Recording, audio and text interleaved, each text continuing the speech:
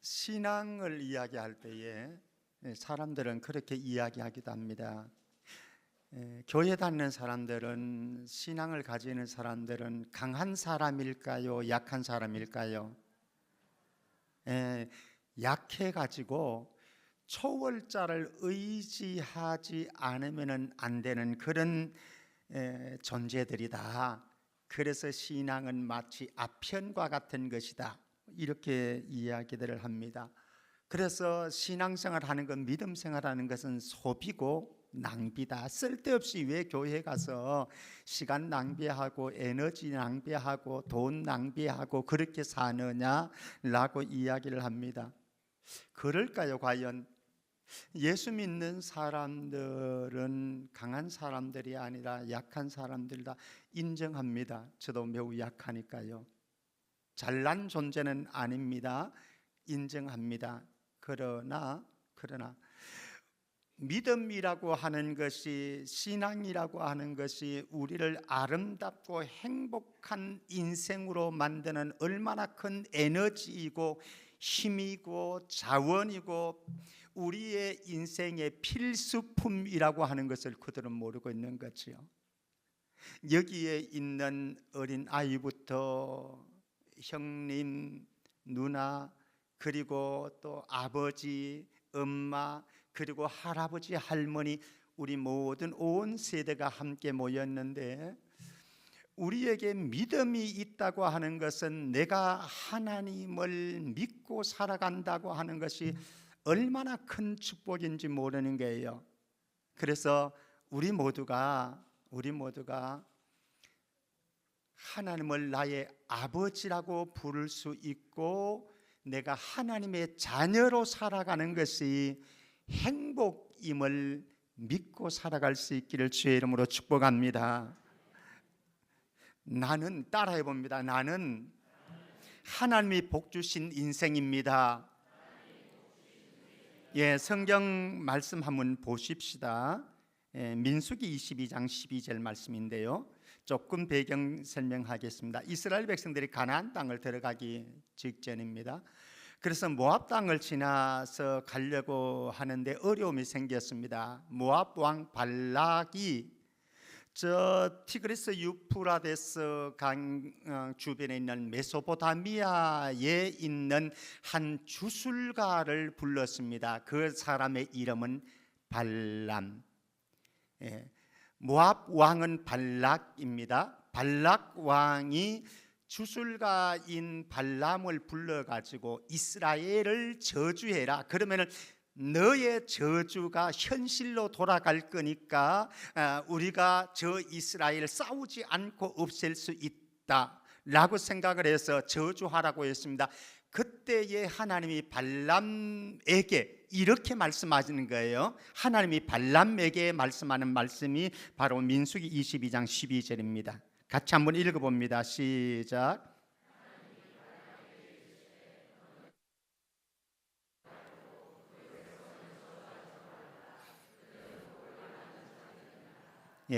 따라합니다. 우리는 복을 받은 자들입니다.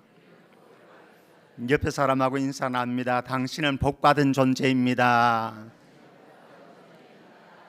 여기에 예배하는 모든 분들에게 부탁합니다. 여러분들 스스로를 생각할 때 나는 복 받은 인생이다, 하나님께서 복 주신 인생이다라고 하는 사실 잊지 마세요.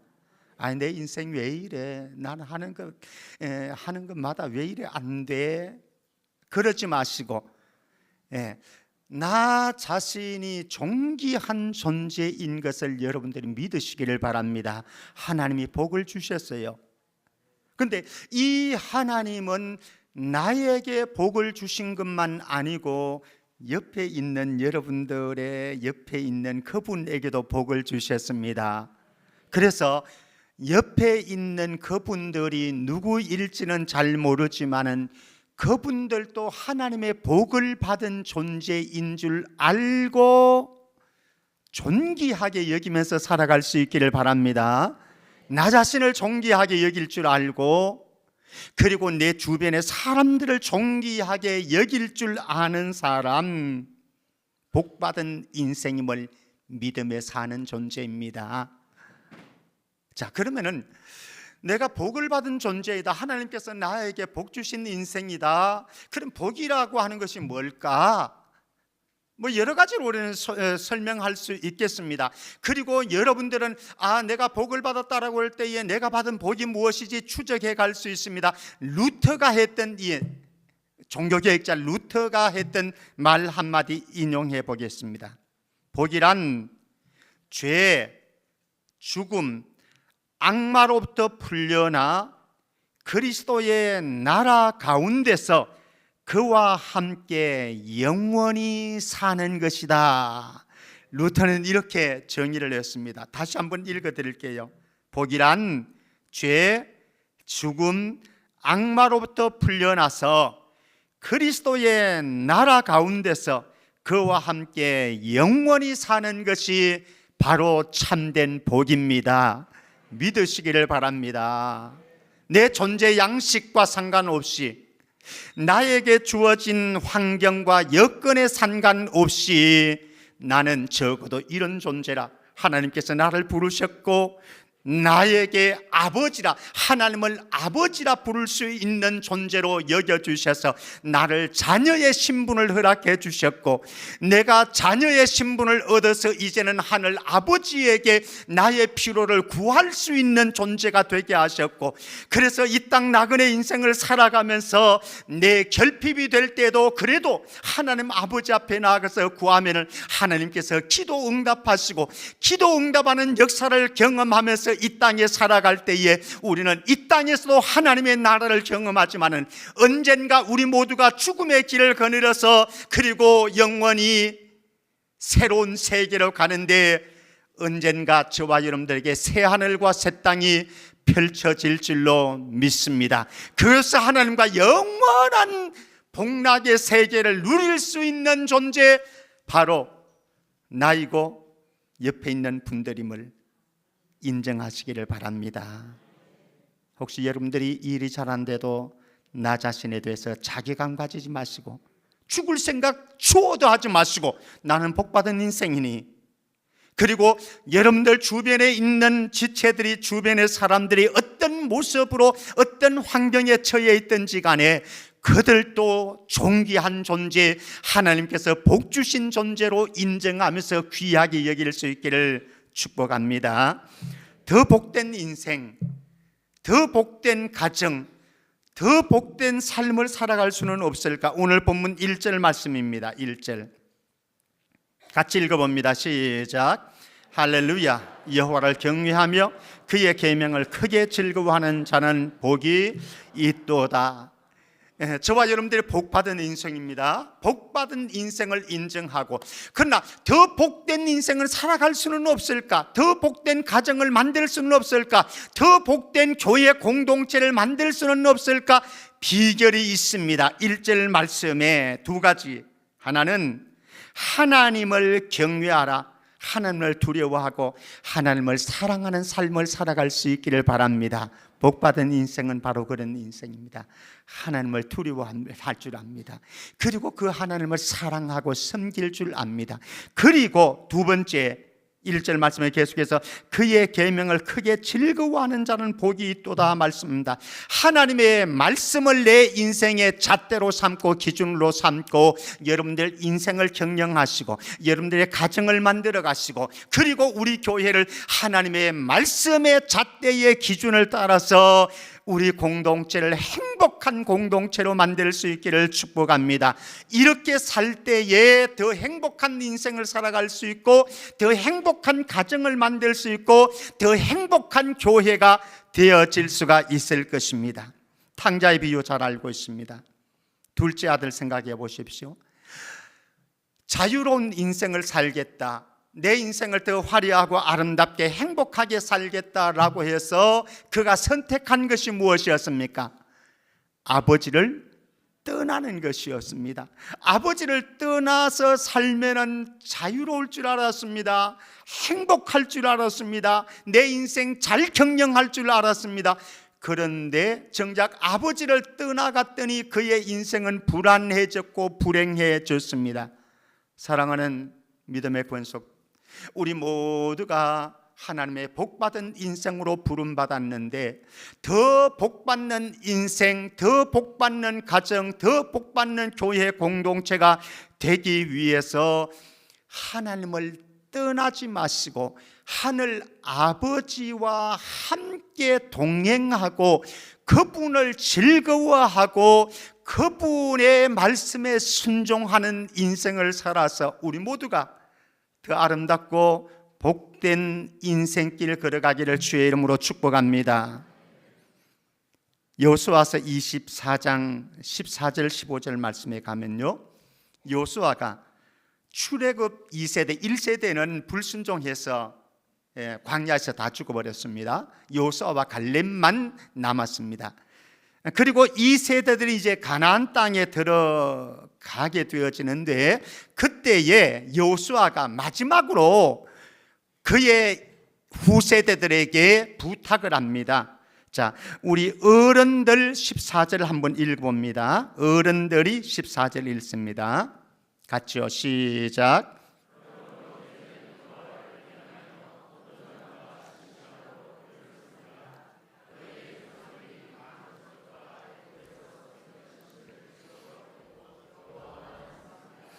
예, 우리 어른들이, 시니어들이 다음 세대 2세대인 주니어들에게 부탁했습니다. 뭐라고 부탁했느냐? 그러므로 이제는 여호와를 경외하고 온전함과 진실함으로 그를 섬기라.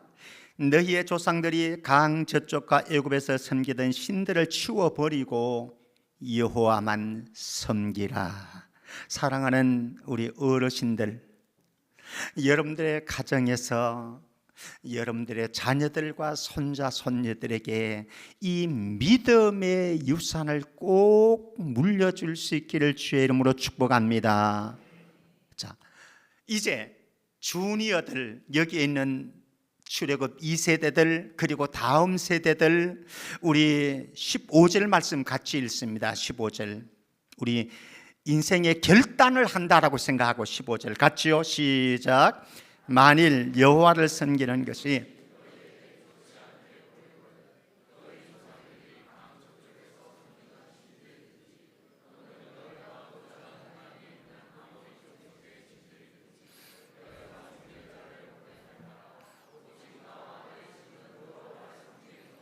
여호수아는 선택했습니다. 오직 나와 내 집은 여호와만 섬기겠다. 어떤 신도 섬기지 아니하고 여호와만 섬기겠다라고 선택을 했습니다. 자, 오늘 여기에 있는 주니어들, 다음 세대들, 그리고 우리 손자 손녀 여러분들 모두가 여러분들의 인생에 선택을 하시기를 바랍니다. 나는 다른 신들을 섬길 것인가, 아모리 신들을 섬길 것인가, 아니면은 가나안 땅의 신들을 섬길 것인가, 아니면은 이스라엘 백성들을 출애굽시켰고 40년 동안 이스라엘 백성들을 인도하셨던 그 여호와 그분만 섬길 것인지 선택하셔야 합니다. 혹시 이 가운데 부모님의 강요에 의해서, 할아버지 할머님의 강요에 의해서 등 떠밀려서 신앙생활하고 계시는 분들이 계시다고 한다면, 아내의 등살에 못 이겨서 어쩔 수 없이 끌려서 신앙생활을 하시는 분들이 있다고 한다면, 여호수아처럼 하나님을 인격적으로 만나고 예수 그리스도를 인격적으로 만나서 무늬만 가지고 있는 형식적인 신앙인 그리스도인이 아니라 정말로 예수 그리스도 그분 아니면은 나는 내 인생에 의미가 없습니다. 그분이 나에게 은혜를 베풀어 주시지 아니하시면 내 인생 망가질 수밖에 없습니다. 어쩌면 이 땅에서는 내가 괜찮게 사는 존재일지 모르지만은 그러나 영원한 나라가 우리에게 펼쳐질 때, 아니 이 땅에 임한 하나님의 나라가 나에게 경험되어지지 않는 그런 존재로 살 수밖에 없는데, 예수님이 내 인생에 들어오셔서 경호 인생에 들어와서 그 경호의 인생을 변화시키고 성장시켜 나아가시는 그 예수님이, 그 하나님이 저와 여러분들의 인생에 들어와서 오늘 유치부에서, 영아부에서 저 죽음에 가까이, 죽음의 그림자가 뉘엿뉘엿하는 우리 어르신들 이르기까지 우리 모두가 예수 만나고 하나님 인격적으로 만나서 내 인생이 예수 안에서 아름답고 행복한 인생으로, 복된 인생으로 만들어질 수 있기를 주의 이름으로 축복합니다. 탕자 이야기 다시 한번 돌아가 보십시다. 첫 번째, 둘째 아들은 우리가 보았습니다. 아버지 집을 떠나는 것이 행복할 줄 알았습니다. 자유로울 줄 알았습니다. 더 아름다운 인생 살 줄 알았습니다. 폭망했습니다. 자, 그러면 집에 있는 맏아들 이야기 보십시다. 맏아들은 집에 있었습니다. 아버지 곁에 있었습니다. 그리고 아버지가 말하는 것이면 순종도 잘했습니다. 그리고 열심히 일하면서 열심히 살았습니다. 그런데 나중에 보십시오. 동생이 돌아왔을 때에 인정하지 않았습니다. 배척했습니다. 그리고 아버지한테 대들었습니다. 맏아들 행복한 인생을 살았나요? 아니나요? 집안에 있었습니다. 아버지 곁에 있었습니다. 그러나 그의 인생은 아버지와의 인격적인 교제가 없었습니다. 인격적인 관계가 없었습니다. 그럴싸했습니다. 아버지 집에 있으니까, 아버지 말을 잘 들었으니까, 또 열심히 일을 했으니까 그럴싸했지만 그는 아버지와의 인격적인 교제가 없는 삶을 살았음에 불행했습니다. 그 역시 탕자였다. 집안에 있는 탕자였다라고 하는 거예요. 혹시 여기에 있는 어르신들, 시니어들 가운데 여기에 있는 우리 어린 아이에서부터 청년에 이르기까지 주니어들에게 혹시 여러분들이 교회 생활은 하고 있지만은, 종교 생활은 하고 있지만은, 그리고 교회에 와서 예배도 드리지만은, 그러나 예수님을, 하나님을 인격적으로 만나지 못했다고 한다면 여러분들 자신을 깨뜨려서 교회에 나와서 하나님과 교제를 나누고 예수 그리스도와 교제를 나누고 그분의 음성을 들어가고 그분과 동행하는 인격적으로 주님을 경험한 신앙인이 되어서 정말로 예수 안에 있는 것이 내가 얼마나 행복한 인생인 것을 고백하면서 살아갈 수 있기를 축복합니다. 이제 복된 주니어들을 어떻게 세워갈 것인가? 2절 말씀 한번 보십시다. 2절 말씀. 우리의 후손들이 강성하고 복을 받는 인생 살아갔으면 좋겠고요, 우리의 다음 세대들, 우리의 주니어들이 정말로 그런 인생 살아가기를 소망하는데 2절 말씀 같이 읽습니다. 시작. 그의 후손이 땅에서 강성하며 정직한 자들의 후손에게 복이 있으리로다. 아멘. 여기에 있는 모든 시니어들, 여러분들의 가정에 있는 아들, 딸들, 그리고 여러분들의 가정에 있는 손자, 손녀들 모두가 그의 후손이 땅에서 강성하며 정직한 자들의 후손에게 복이 있으리로다.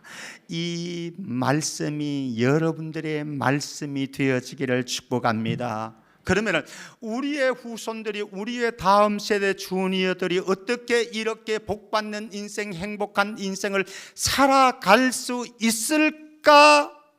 소망은 가지고 있는데 있을까? 방법은 없을까? 있습니다. 따라해 봅니다. 우리 어른들만 합니다. 어른들만. 우리가 잘해야 합니다. 존 웨슬리가 이런 이야기를 했다고 합니다. 우리가 하나님 앞에 설 때에 세 가지 질문을 받는답니다. 하나님 앞에 섰을 때에 세 가지 질문을 받는데, 첫 번째 질문, 너에게 준 시간을 어떻게 관리했니? 우리 주니어들도 기억하시기를 바랍니다. 여러분들 언젠가 주님 앞에 설 때에 질문을 받게 되어진대, 하나님으로부터. 여러분들에게 하나님께서 주신 시간을 어떻게 관리하시는지, 그것에 대한 청지기에 대한 책임을 묻는답니다. 두 번째, 너에게 준 재산을 어떻게 관리했느냐. 우리 시니어들 기억하시기를 바랍니다. 하나님께서 여러분들에게 물질을 주셨습니다. 재산을 주셨습니다. 그것을 여러분들이 어떻게 관리하고 계십니까? 세 번째 질문을 한답니다. 너에게 맡긴 자녀를 어떻게 양육했니? 이 질문 앞에 우리는 대답을 지금 하십시다. 언젠가 죽음의 문턱을 넘어가야 되는 그때는 이미 늦었습니다. 지금 하셔야 됩니다. 너에게 맡긴 자녀를 어떻게 양육했니? 우리 공동체에 맡긴 자녀들과 다음 세대들과 주니어들을 어떻게 관리했니? 라고 주님이 물으실 때에 우리 가정에, 우리 공동체 안에 하다니엘이 많이 나올 수 있기를 주의 이름으로 축복합니다. 경고를 세웠던 하다니엘처럼 이제 하다니엘 정말 더 잘해야 됩니다. 예, 참 잘하죠, 그죠? 너무 귀한 선생님인데, 정말로 우리 교회 공동체가요, 기억하십시다.